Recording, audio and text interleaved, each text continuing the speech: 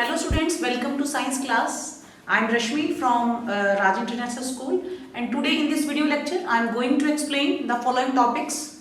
Number 1, percolation rate of water, moisture in soil, absorption of water by soil, and the soil and crops. The first one is percolation rate of water in soil. What is percolation? Percolation होता है बेटा seeping down the water in the earth.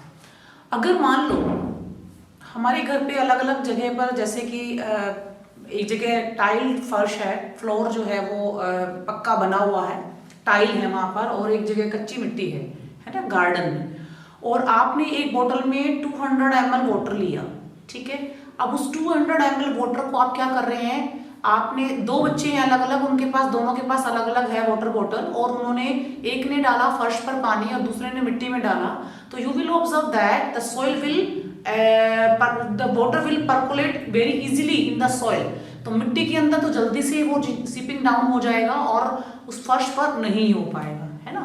तो percolation निकालने के लिए कि कितना percolation हुआ, तो उसके लिए एक फॉर्मूला है यहाँ पर कि परकोलेशन रेट निकालना हो तो मिलीलीटर, तो जैसे अमाउंट ऑफ वाटर कितना पानी है, ठीक है, और परकोलेशन रेट, परकोलेशन टाइम, उसमें कितना टाइम लगा, तो पानी का जो अमाउंट है वो हम लेंगे मिलीलीटर में, है ना।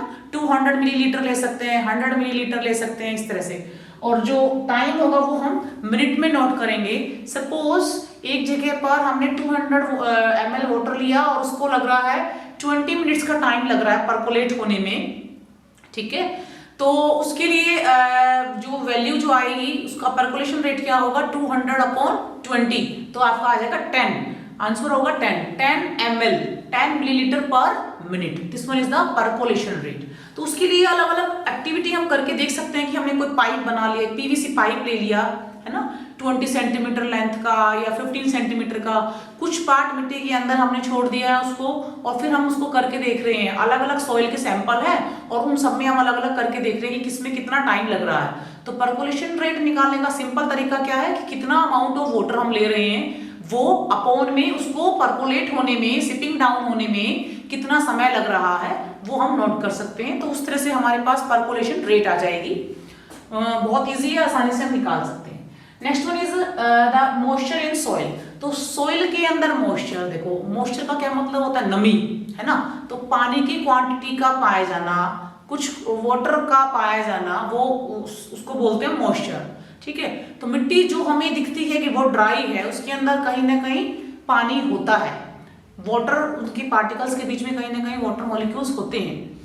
इसको एक एक्टिविटी से हम करके देख सकते हैं कि एक टेस्ट ट्यूब के अंदर मैंने कुछ सॉइल ली और उसको मैं हीट अप कर रही हूँ, तो हीट करने पर क्या होगा, you will observe that the inner side of the test tube at the upper end you will observe some water droplets are there. तो पानी की कुछ बूंदे आपको नजर आएंगी। वो पानी की बूंदे कहाँ से आई, हमने तो पानी डाला ही नहीं था, हमने तो सॉइल लेकर गार्डन से और उसको हीट अप किया था जस्ट। तो जो उस मिट्टी के अंदर जो पानी था वो वाटर क्या हुआ, इवापोरेट हुआ, और इवापोरेट होने के बाद ऊपर की तरफ जब वो राइज अप होता है, तो क्योंकि ऊपर का जो पार्ट है टेस्ट ट्यूब का वो क्या है, कूल है, तो उसके कांटेक्ट में आके वो कंडेंस हो जाता है और वो ड्रॉपलेट्स में कन्वर्ट हो जाता है। तो इसीलिए you will observe the water droplets at the inner side of the test tube, है ना। तो वो आपको नजर आ रही है, तो इट मीन्स कि पानी या वाटर मॉलिक्यूल्स प्रेजेंट होते हैं सॉइल के अंदर। Next one is the absorption of water bye soil. तो पानी को एब्जॉर्ब करना, है ना, पानी को अवशोषित करना, सोखने की जो कैपेबिलिटी है वो सभी सॉइल की एक जैसी नहीं होती है, क्योंकि हमने सॉइल के टाइप पढ़े थे, clayey soil, Sandy soil and the loamy soil. क्योंकि हमने सैंडी सॉइल में क्या पढ़ा था कि जो बिगर पार्टिकल्स हैं, बिग साइज पार्टिकल्स ज्यादा होते हैं, ज्यादा प्रोपोर्शन में होते हैं, और क्लेई के अंदर फाइन पार्टिकल्स ज्यादा होते हैं, और लोमी के अंदर दोनों का एक सेम अमाउंट, मतलब इक्वल अमाउंट में पाए जाते हैं। तो अब आप ये देखिएगा कि जो वाटर को एब्जॉर्ब करने का अलग अलग सॉइल के अंदर आपके पास क्लेई सॉइल भी है, आपके पास लोमी भी है, और आपके पास सैंडी सॉइल भी है, और आपने क्या किया, बेसिकली 100 ml वाटर लिया, उसको आप डाल रहे हैं और उसमें देख रहे हैं कि वो एब्जॉर्ब कितनी देर में कर पा रहा है, उस समय को देख सकते हैं, नोट डाउन कर सकते हैं आप। तो उसके लिए चाहे तो आप इस तरह से भी कर सकते हैं कि आपने कोई भी फनल ली, एक बीकर लिया, उसके ऊपर फनल रखा, फनल के अंदर आपने जो है एक बेसिकली फिल्टर पेपर लगा के उसमें सॉइल का कोई भी सैंपल जो है सॉइल, आपने फर्स्ट टाइम में सैंडी सॉइल ले ली थोड़ी सी 50 ml मान लो सैंडी, आपने जो 50 ग्राम जो 50 ग्राम है वो सैंडी सॉइल ली और उसमें आप ड्रॉपर की हेल्प से पानी डाल रहे हैं, ठीक है। जब तक आप उस पे पानी डालते रहेंगे जब तक कि सारा वाटर अब्जॉर्ब होके और नीचे फनल में से आना शुरू ना हो जाए। नीचे कब आएगा कि जब सारा मिट्टी अब्जॉर्ब कर लेगी और जब एक्सेस में जो होगा वो नीचे आना शुरू हो जाएगा फनल में से, है ना।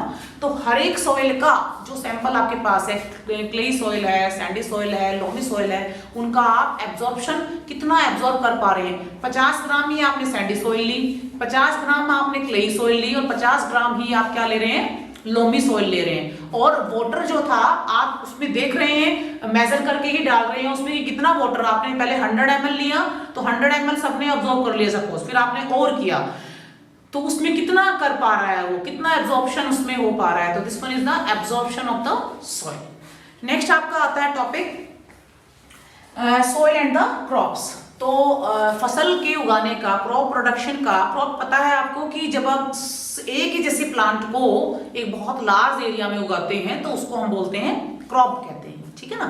तो क्रॉप का और मिट्टी का क्या कॉम्बिनेशन है, देखिएगा इंडिया एक वास्ट कंट्री है, हर जगह पर एक जैसी सॉइल नहीं मिलती है, कहीं पर लोमी सॉइल, कहीं क्लेई सॉइल, कहीं सैंडी सॉइल, है ना, और कहीं पे ब्लैक सॉइल, रेड सॉइल, अलग अलग टाइप की सॉइल है जो आप बहुत बार मतलब आपको पता भी है, इस काफी टाइप की होती है। तो किसी में कहीं पर आपका न्यूट्रिएंट्स ज्यादा मिलते हैं, कहीं पे कम होंगे, कहीं पार्टिकल का साइज छोटा बड़ा अलग अलग टाइप से होता है। तो हर तरह की क्रॉप एक ही जैसी उसमें नहीं ग्रो कर सकती है। जैसे कि अगर मैं वीट की बात करती हूँ तो वीट के लिए जो फाइन पार्टिकल्स ज्यादा जहां होते हैं तो उसमें क्योंकि न्यूट्रिएंट्स भी होते हैं, फर्टिलिटी ज्यादा होती है तो क्रॉप प्रोडक्शन अच्छी होती है।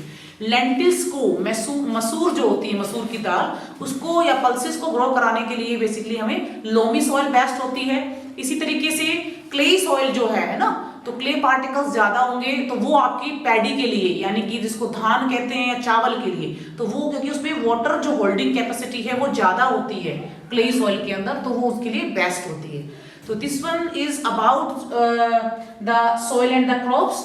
If you have any doubt regarding these topics, then you can contact me. Thank you. Have a nice day.